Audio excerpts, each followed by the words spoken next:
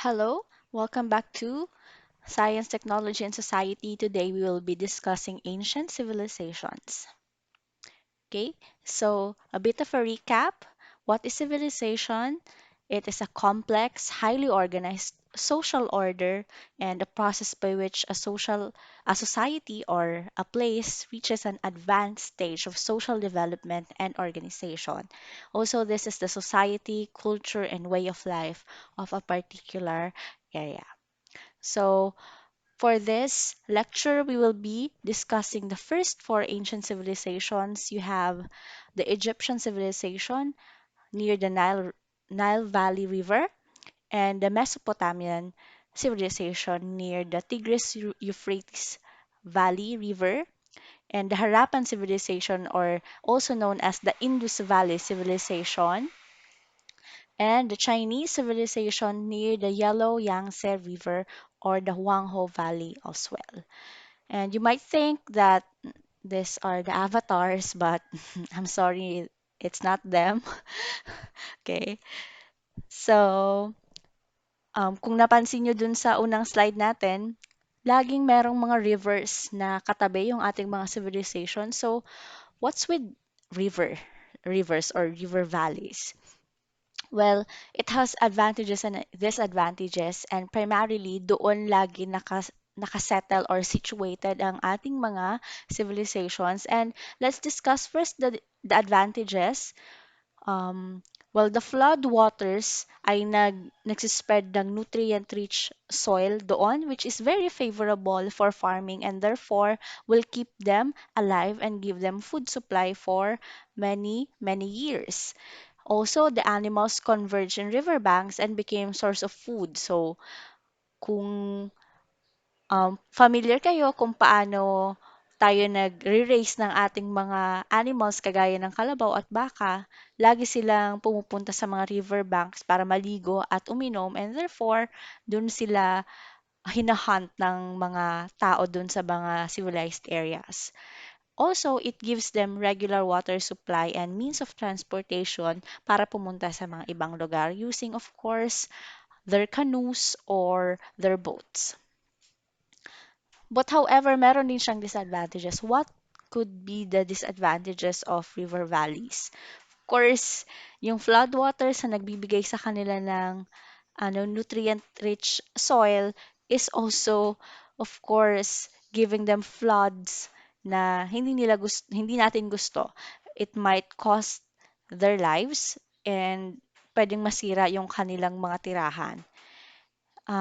This also paved the way for them in building irrigation channels na kung iisipin mo, hindi talaga siya disadvantage sa ngayon kasi parang natutunan natin, nag-develop sila ng type ng technology. But then, before, kung hindi pa sila ganun ka-advance, it's a disadvantage kasi hassle nga naman.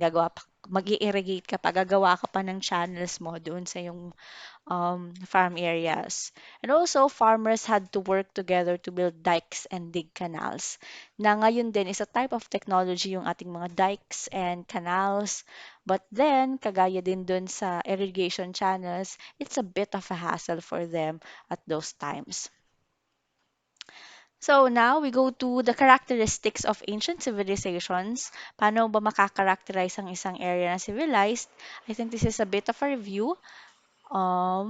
Okay, so isa sa mga features niya ay cities. Kailangan merong city.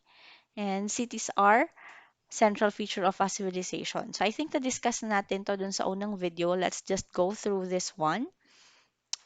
Okay, so papansin nyo, ang mga cities ay laging malapit sa rivers and it is surrounded by high walls, usually for protection. It has temples and palaces and narrow tangled roads kasi kailangan na um, yung temples and palaces is of course for place of kanilang pagsamba and the narrow tangled roads para para daanan ng tao and also daanan ng goods. Also, yung cities nila ang center ng trade and commerce as well as culture and arts. Another is central government. Of course, meron tayong organized central government. This government oversees the irrigation projects and ensures steady supply of food. And they also issue laws and collect the taxes of the people and organize defense and military. Okay. Also, meron silang institutionalized religions. Yung gods nila controls the natural forces and human activities. At least this is what they believed in. And to ensure good favor with the gods, temples were built and sacrifices are offered. If you've heard or nakanood na kayo ng mga movie, usually yung mga sacrifices na to is not that good. They offer virgins. They really offer people aside from animals and of course food dun sa temples. Sometimes they need to offer people to ensure good favor or magandang ani. And also, full-time priests or religious groups are formed. Ang full-time priests po ay member ng high society or nasa medyo nakakataas-taas sila sa lipunan. So, connecting to doon sa sinabi ko about priests, merong job specialization kasi nga sabi natin 'di ba sa unang lecture, meron na tayong iba't ibang jobs because people have a lot of time in their hands, not gathering food kasi meron na silang pagkain. Okay, so ano ba yung mga job specializations na form nung mga unang sibilisasyon? You have the artisans. These people focuses on art and writing and crafting things. We have also the metal workers. Yung metal workers natin ang primarily gumagawa ng mga armors and shields and mga gamit sa pakikipag on war on going to war. And also merchants. Merchants are the people who kagaya ng ito yung mga negosyante natin doon, mga businessmen. And also the builders, yung mga builders natin, pwedeng yung mga um, sila yung mga architects natin ngayon, engineers, and the workers. And of course, you have your soldiers. Yung soldiers ang kung sa panahon natin ngayon ang ating army and the police. Specialization made people dependent on others for various needs. So, nung nagkaroon na ng iba't ibang roles sa society, they stop doing everything at once and they depend on other people for the things that they need. So, hindi mo kung meron kang kailangan bilhin, pupunta ka sa mga merchants. Kung um, you want you want to pursue or you need protection, you go to the soldiers. And if you need to build a house, you go to the builders. Also, you have the social classes. Sabi nga natin, di ba, nagkaroon na ng order sa society. Therefore, parang unti-unti nang merong label ang mga tao kung ano ba yung purpose nila doon sa civilizations. People were ranked according to perceived value of task or role. Hanggang ngayon naman, ganun pa rin ang pag ano natin sa mga tao. Though we are starting to think that every type of lahat ng trabaho ay mahalaga.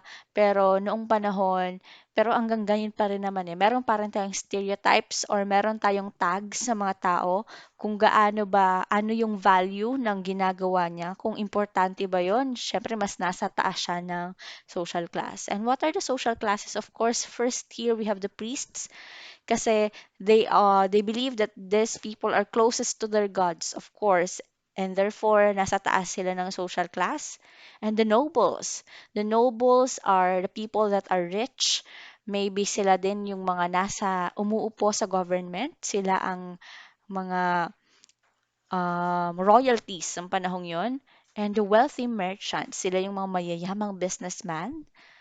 And you have the artisans, the people who does art, and the peasants, of course, and ang mga slaves, ang ating mga alipin, and they are at the bottom of the social class. Next, they also have art and architecture, isa sa notable features ng isang civilization kung kaya sila kilala or kung paano nadidetermine ng isang civilization is because of their art and architecture. When you see the pyramids, automatically you associate them with the Egyptians. When you see the Great Wall of China, you associate them with the Chinese, of course.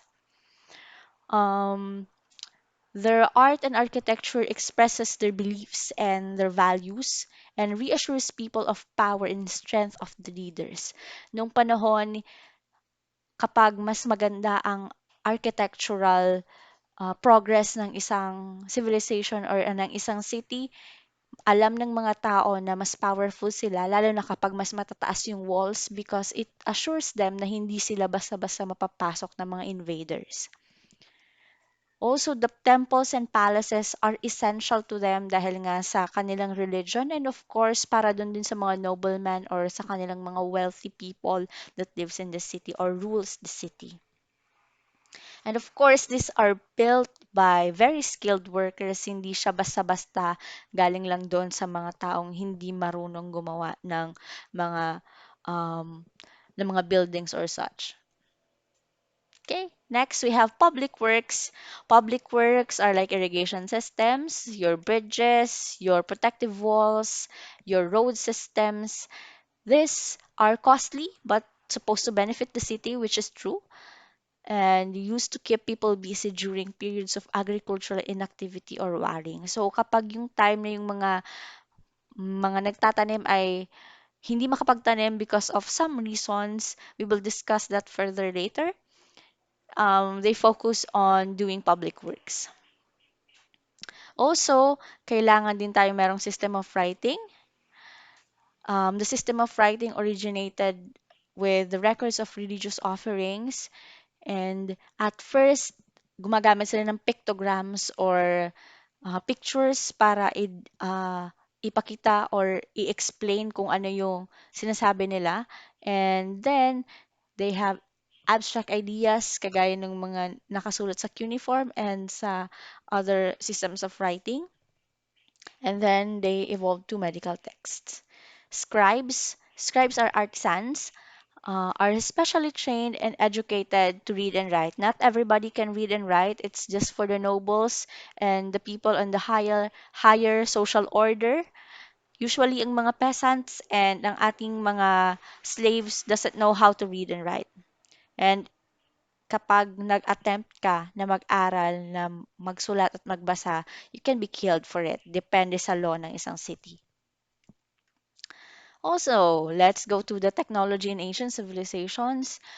Yung main technologies nila ay transportation, communication, weapons and armor, conservation of life. Of course, dito na pumasok, the first three are very understandable. Yung conservation of life, dito na pumapasok yung medicine, yung priests din nung unang panahon, commonly sa mga ancient civilizations, ang mga priests ang nagsiserve as their doctors or their medical healers, that type of thing, and engineering, and of course, architecture, as discussed.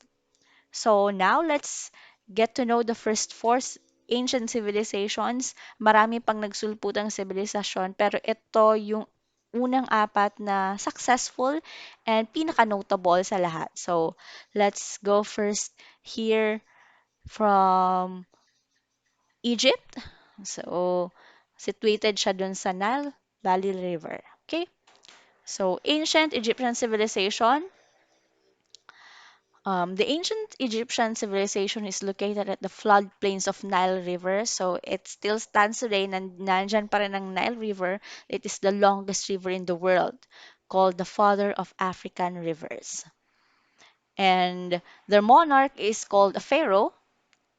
And the gods of ancient Egypt were seen as the lords of creation and custodians of order. Egyptians' agriculture focused on cereal crops like wheat and barley, and sheep was the primary source of meat, though their wool was rarely used. Kasi nga, hindi siya masyadong ginagamit because doon sa Egypt, mainit. It's in the desert, so they don't need wool para gawing damit. Usually, they dress like these guys here on screen. And houses were normally built of mud, brick, and have long since disappeared beneath the rising water. So dito sa makita ninyo is on the right side of the screen is Queen Nefertiti. Isa siya sa pinaka-notable na female figures na talagang ano ng girl power noong ancient civilization. Please Google her out. I might include some ideas or some questions about her sa exam.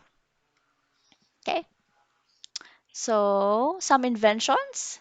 You have, of course, the pyramids. Wala atang tao na hindi alam na Egyptians ang gumawa ng pyramids.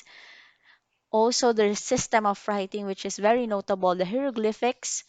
And, of course, they invented paper or papyrus. This is a type of paper. I don't know exactly or I can't remember exactly kung paano ginagawa ang papyrus. But apparently, yung system of writing nila ay mas nag-last compared doon sa mga ibang systems of writing kasi nakasulat siya sa paper, na-preserve siya and also mas madali siyang i-transport sa ibang lugar unlike the other systems of writing which we will discuss later. And cosmetics and wigs. Masyadong notable ang Egyptian beauty in terms of cosmetics and wigs. Yung cat eye na usong-uso pa rin hanggang ngayon. Hello girls, kung merong mahilig mag-makeup dyan, welcome back to our channel. So, hindi po ito makeup tutorial, but the people before really wears wigs, lalo na yung cat eye. Kasi I just want to point out that yung cat eye or yung parang eyeliners nila is made of kohl. It's KOHL. It's a type of makeup na they believe na makakapag-protect siya ng eyes. So, pwede daw makapag-disinfect or also, pag wala ka daw call sa around your eyes, pwede kang makakita ng mga demons or beings na hindi mo gustong makita. So, parang kino-close mo yung third eye mo if you put cosmetics or uh, makeup around your eyes. Also, wigs is sinusuot ng mga tao na nasa high social order. Mas maganda yung wig mo, of course, mas mayaman ka because you can afford it. And also, mas maganda ka basta mas maganda yung wig mo. And another fact, both boys and girls or men and women wear cosmetics and wigs. But of course, the women focused on their lips, may blush sila. They also have foundation if parang yung equivalent natin ngayon. So, sorry nagtatagal ako dito. I'm just really fascinated on how they really used makeup kasi I am also watching some documentaries about makeup dun sa West, lalo na yung ginagamit yung nangyari sa isang Queen of England, I think that's Queen Victoria, na gumamit siya ng mga makeup na may lead. So, na-poison siya. Lead and mercury sa kanyang makeup. But the Egyptians did it better. And, well, so I can see kung paano yung ancient civilizations really progressed and how advanced they are at their time. And of course, they invented the water clock. I also want you to please Google the water clocks and it will be included in the exam. So, yung mga hindi nanonood or hindi nanonood ng mga videos ko, good luck na lang po sa inyo. Next, we have after Egypt. By the way, this is not in chronological order. Yung dates nito, I think the very first is the Mesopotamian civilization, but we just put it this way para sunod-sunod yung area. So, this doesn't mean na nauna yung Egyptian doon sa iba. Okay? So, the Mesopotamian civilization from this is located near the Tigris and Euphrates river valleys. Ancient Mesopotamia.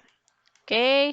This is now your present day I think Iran, Iraq, Syria, yung mga doon sa Middle East, yung malapit basta sa Tigris and Euphrates river systems. This is from two root words, Meso and Potamus, meaning middle river. It is also located at the Fertile Crescent, which is the cradle of civilization. If nakikinig kayo sa civic at kultura ninyo nung grades, I don't know, grade 7, 8 ba? Ganyan. Or I think as early as grade 2, I've heard the Fertile Crescent, it is the cradle of civilization. Dito talaga pinaka nagsimula ang pagiging sibilisado ng mga tao. Humans first settled in Mesopotamia in the Paleolithic era, so that early. Cities of the Sumerian people began as scattered agrarian communities. So, nagsimula talaga sila as sa pagtatanim.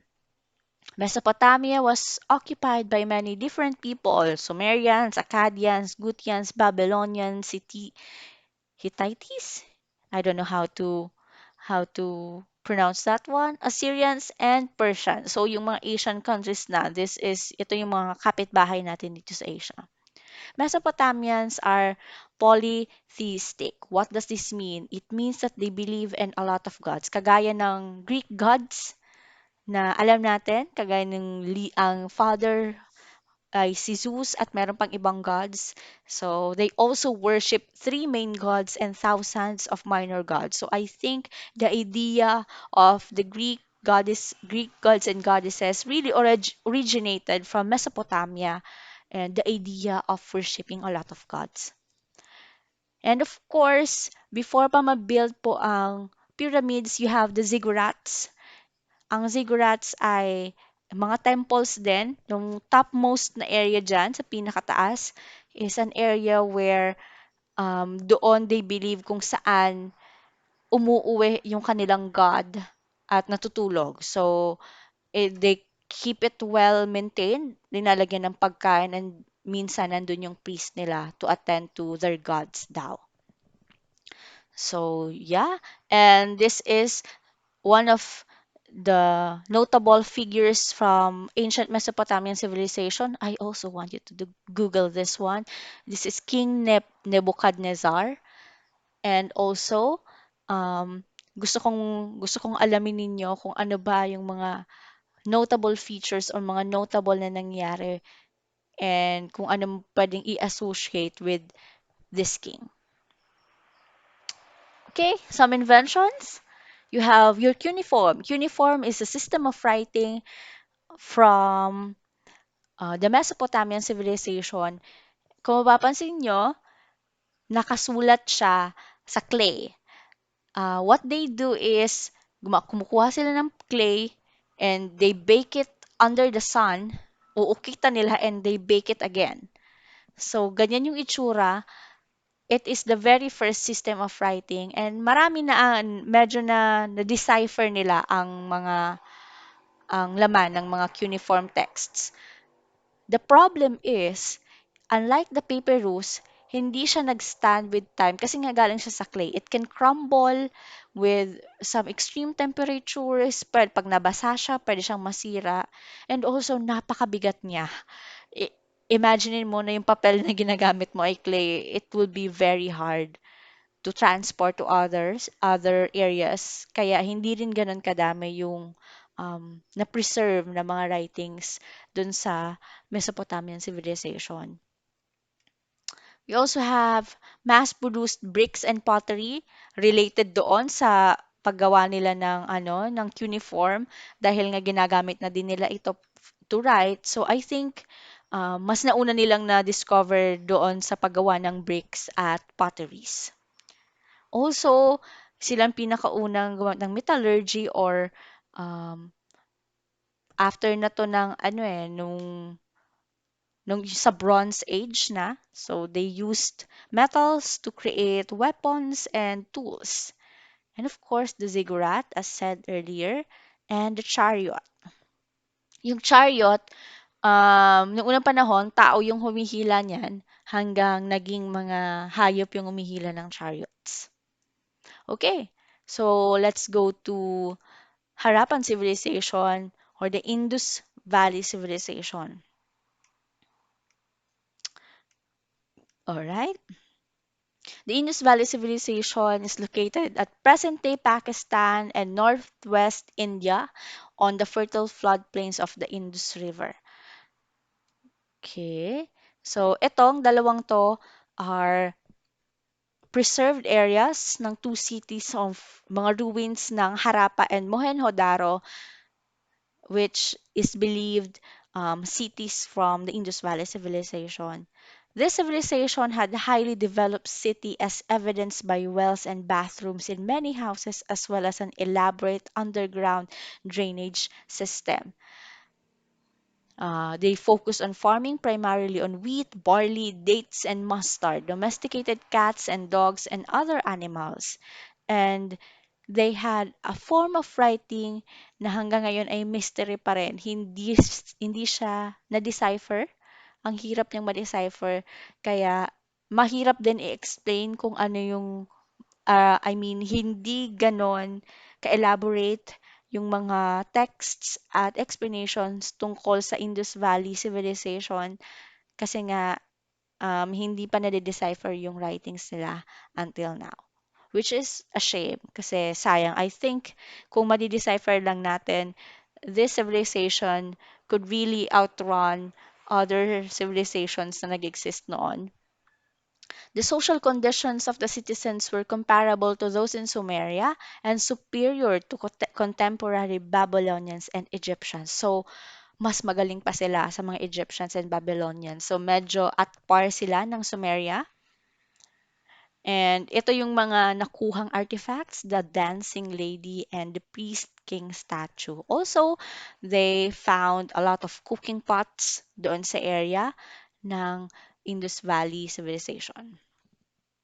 Some notable inventions, you have ivory rulers, Pashupati seals, they have terracotta distillation apparatus, ornamental buttons. Yung ornamental buttons na din to, they found it, nahanap din nila to sa ibang areas. Therefore, they suspected that these people from this civilization really traded with others or nakikipag-kalakal na sila noon pa. They also have a standardized weights.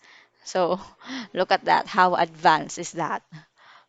And with that, we go to China. China is one of the most notable civilizations of all time. They really excelled.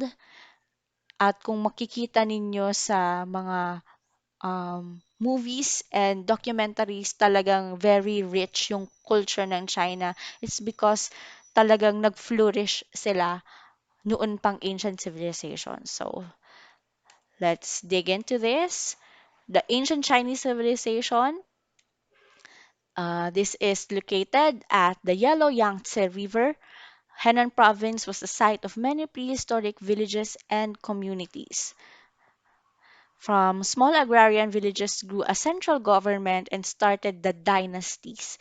So unlike Sumeria, Egypt, and Indus Valley, hindi sila nag-progress into dynasties, whilst the Chinese really did. Ang daming dynasties yung dumaan at talagang they invaded a lot of lands.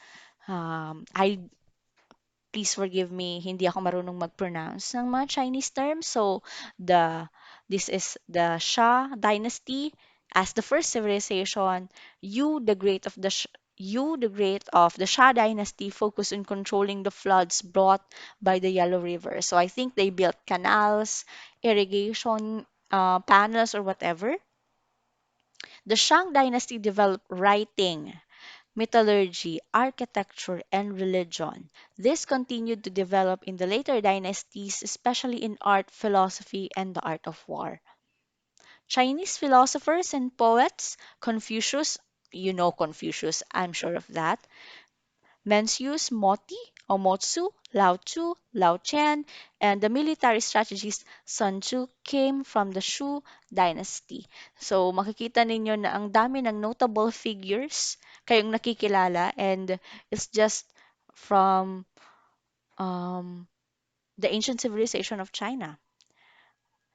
The Shi Huangdi established the Qin dynasty. Si Shi Huangdi is, I think, a leader ng mga warriors. He took He took down walls separating different states and built the famous Great Wall of China on the northern border of the kingdom. And also, I'm pretty sure all of you knows the Great Wall of China, and that is one of the most notable features or notable na inventions ng ancient Chinese civilization.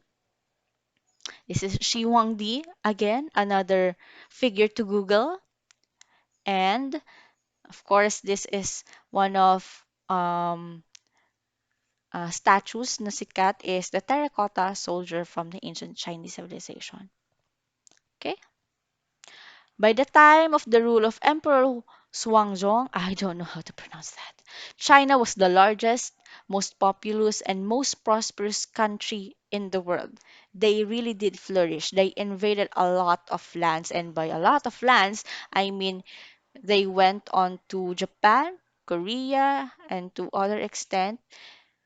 Also, notable feature na yung writing, system of writing ng Japan and Korea, I think is an adaptation kung paano nagsusulat ang mga Chinese. Yung unang systems of writing ng Japan and Korea is also from the patterns of how the Chinese write. So, 'di ba, sila naka-characters and they have more than 1,000 characters hanggang sa ni-narrow down nila yun sa mga letters na kung anong meron sila ngayon. And that's really impressive for an ancient civilization. Some inventions, of course, silk. Na yung silk din ay nakarating din sa Pilipinas nung mga unang panahon from trading. So magaling makipag-trade ang mga incheck hanggang ngayon. Tea production, bago pa sumikat yung mga milk tea natin, yung milk tea ini-enjoy natin ngayon, tea is produced primarily in China. At yung milk tea na iniinom nyo ay galing pa yan sa influences ng Chinese plus the British. The British people drinks tea with milk and doon na na-translate yung milk tea natin na merong ice and boba balls ngayon. Movable type printer. So imagine from cuneiform, they have papyrus paper, and now they have the movable type printers. So pwede ka nang mag-print ng iba't ibang bagay because you can move the letters. And also gunpowder. Yung gunpowder nila primarily ginamit unang-una sa mga fireworks.